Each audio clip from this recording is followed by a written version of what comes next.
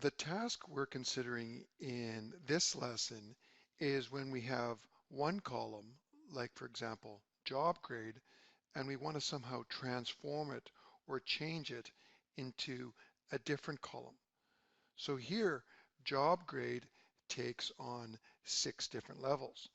And what we want to do is map it or recode it to a new column called manager that takes on only 2 levels.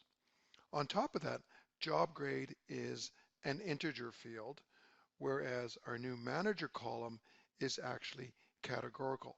It has 2 values. Now, one way to do this in Excel is to use the if function, where you, for example, look at the value of cell A2 and write a statement that if A2 is less than the value of 5, then the function returns the text string non-management. Otherwise, it returns the text string management. A slightly more general way to accomplish the same thing is to use the if function in combination with Excel's built-in OR function. Now, the OR function allows you to consider a whole bunch of different cases. For example, is A2 equal to 1, or is A2 equal to 2, and so on.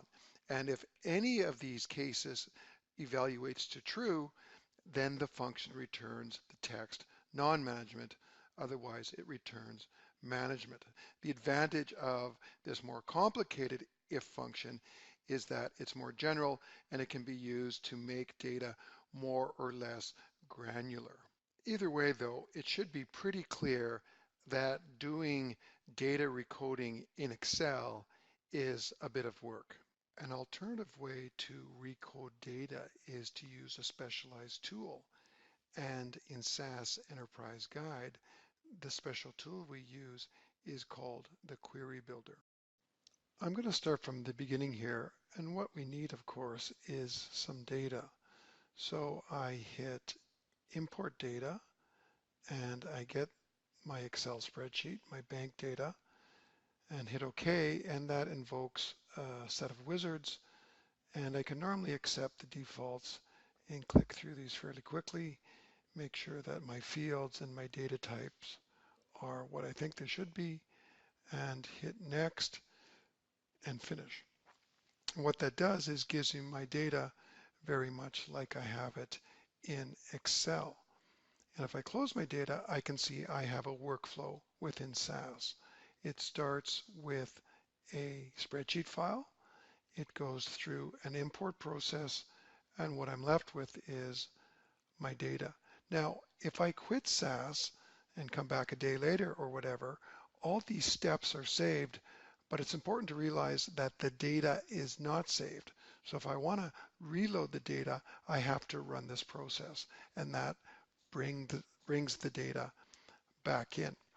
Now, once I have my data, I always have access to the query builder, which I can use to modify the data. Or I can also go to Tasks, Data, and hit Query Builder.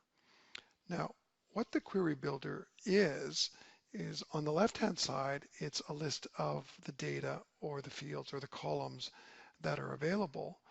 And the right-hand side is the query definition. It's basically what you get in your result set. So the very simplest query is to simply take everything from the left-hand side and drag it to the right-hand side. So now my inputs are exactly the same as my outputs. And what I can do now is I can do things like filter the data or sort the data, although I don't know why I'd want to sort it, or I can use this little calculator over here to add new columns to the data, such as recoding. So what I'm going to do first is create this new field which allows me to simplify or recode the job grade field. So I hit the calculator, and once again I get a little wizard that walks me through it. I want to recode a column. That makes sense. I hit Next.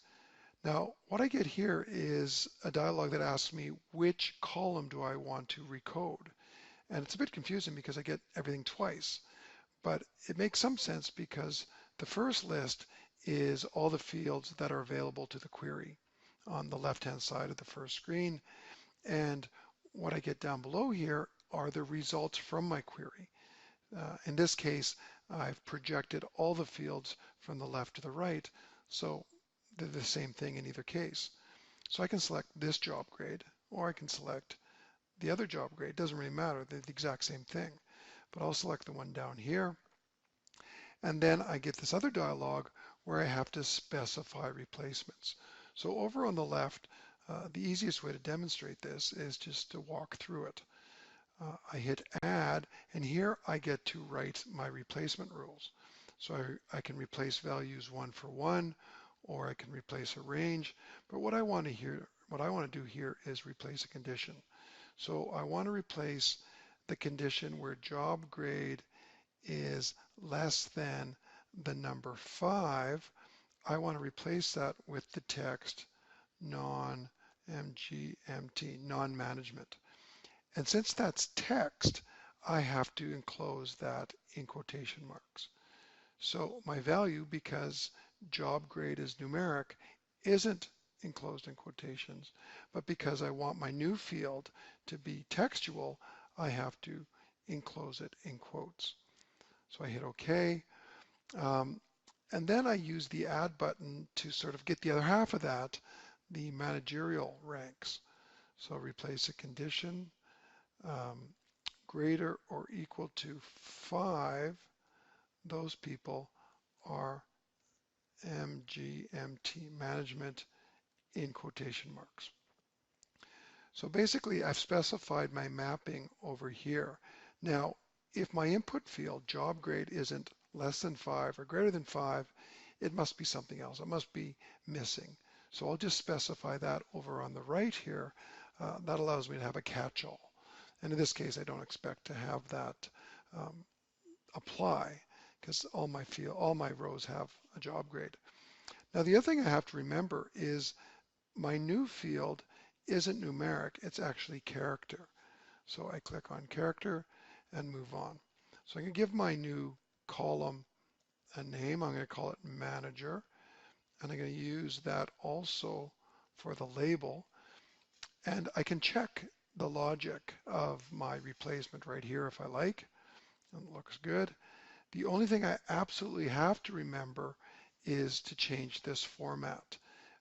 I started with job grade, which was an integer, and SAS sort of assumed that my new column is also going to be an integer, and it's applied this best 12 format, which is a numeric format. Now I don't know what it does. I don't know what best 12 means, but I know if I leave it in and I apply a numerical format to a textual column, I'll get a nasty error.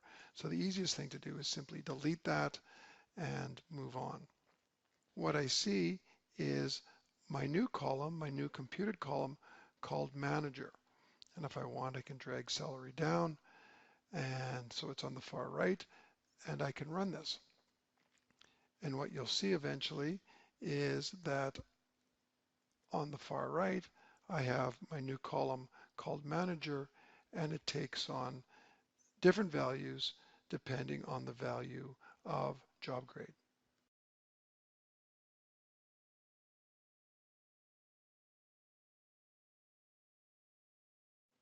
In the previous step, I started with my original data, I defined a query, and I got a new result set. Now I can click on this query and modify it and see that my manager field is based on a numeric expression, greater than or equal to 5. Of course, that's only going to work when I remap a field like job grade that's an integer. So let me just cancel out of this, and I'm going to rename this recode integer, like a typist. And I go back to my original data and do a different query builder, and I'm going to do the same routine. I'm going to drag and drop over all my fields. I'm going to create a recoded column. But now, instead of basing this on a numeric expression, I'm going to use a list condition. So job grade is in a list. And to get the list, I hit this little down button, and that brings me up a little different dialog, which I have to populate. I have to get the values of job grade. And there they are. And what I'm going to do is I'm going to select the first one and then shift and multi-select the first four and hit OK. So what that means is if job grade is in the list 1, 2, 3, 4, 5, or 1, 2, 3, or 4, that's going to be non-management. So hopefully you can see how that's a very general way when you have categorical values to map multiple categorical values to a different one. It can save you a lot of time.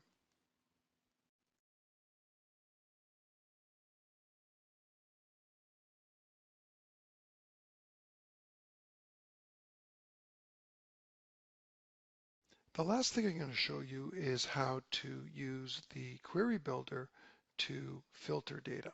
So I'm going to start with the results of my previous query and hit the query builder, and I can call this filter managers, and it's helpful to rename your queries, and select all my fields.